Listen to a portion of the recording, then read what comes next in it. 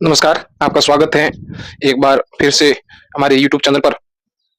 आज हम समझेंगे किस प्रकार से किसी पुरानी फ़ाइल को हम अपने स्क्रेच ब्लॉक कोडिंग के सॉफ्टवेयर में ओपन कर सकते हैं और जो हमने फ़ाइल बनाई है, उस फ़ाइल को किस प्रकार से एक प्रोजेक्ट के रूप में उस एनिमेशन या फिर उस गेम को सेव कर सकते हैं, उसके विषय में जानेंगे।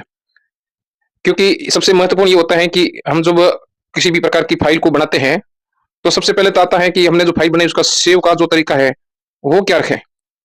और वो क्या तरीका होता है ताकि हम परफेक्ट रूप से अपनी फ़ाइल को सेव कर सकते हैं। दूसरा ये होता है कि हमारे पास में पहले से कोई फ़ाइल बनी हुई है, तो उसको किस प्रकार से हम ओपन कर सकते हैं। तो सेव करना और ओपन करना दोनों ही एक बहुत ही ज़रूरी क्रिया होती है, क्योंकि इन दोनों की क्रियाओं से ही हम अपने प्रोजेक्ट को यूज़ कर सकते हैं और वापस अगर किसी को उस फ़ाइल को नई फ़ाइल को सेव कर सकते हैं। इस प्रकार से हम अपने प्रोजेक्ट का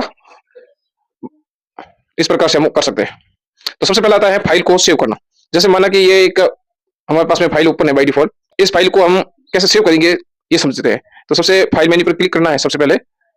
जब फ़ाइल मेन्यू पर क्लिक करेंगे तो देखेंगे कि उसके अंदर 3 प्रकार के मेन्यू हैं। सब लिस्ट जो खुली है उस लिस्ट के अंदर 3 प्रकार के हैं। तो सबसे पहला आता है न्यू का। अगर हमको कोई नई फ़ाइल बनानी है तो उसके लिए। दूसरा आता है लोड, यानी कि किसी भी फ़ाइल को हम वापस यहाँ से ओपन कर सकते हैं। और तीसरा जो है हमारी फ़ाइल को सेव करना। तो आज जानेंगे कि हमारी फ़ाइल कैसे सेव कर सकते हैं और जानेंगे कि उसको कैसे लोड करते हैं। तो सबसे पहले फ़ाइल पर क्लिक करते हैं सेव करने के लिए, उसके बाद में उसके सब मेन्यू पर क्लिक करते हैं।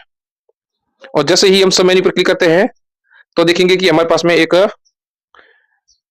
फ़ाइल के टाइटल के लिए ऑप्शन आया है कि हम फ़ाइल का जो टाइटल है, वो क्या रख सकते हैं। यानी कि अधिकतर ये होता है कि जो फ़ाइल है, जिसके संबंधित है, हम उसके संबंधित ही टाइटल को रखते हैं। अब जैसे अभी मैंने स्केच ब्लॉक कोडिंग का एक प्रोजेक्ट है, तो प्रोजेक्ट स्केच प्रोजेक्ट नाम कर दिया है, लेकिन आप उसमें चेंज भी कर सकते हैं और उसके बाद में डॉट एसबी3 करते ही वो प्रोजेक्ट जो है वो सेव हो जाएगा।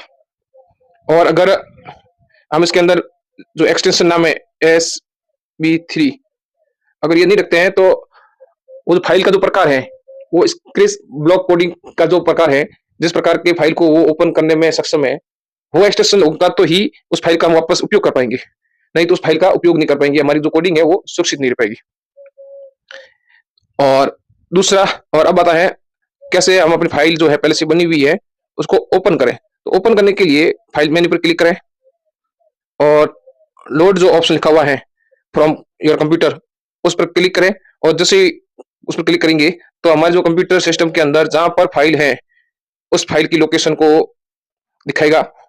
बाय डिफॉल्ट वो डेस्कटॉप दिखा सकता है, लेकिन जहां पर फाइल है फिर हम उस जगह पर पहुंच सकते हैं और पहुंच करके उस फाइल को सेलेक्ट करके जैसे ही हम एंटर लगाएंगे तो वो फाइल ओपन हो जाएगी। इस प्रकार से फाइल को लोड करना, फाइल को सेव करना, ये दोनों जो तरीके हैं, तो आज हमने जाना है और किस प्रकार से हम अपनी स्केच की फाइल को ओपन और सेव कर सकते हैं।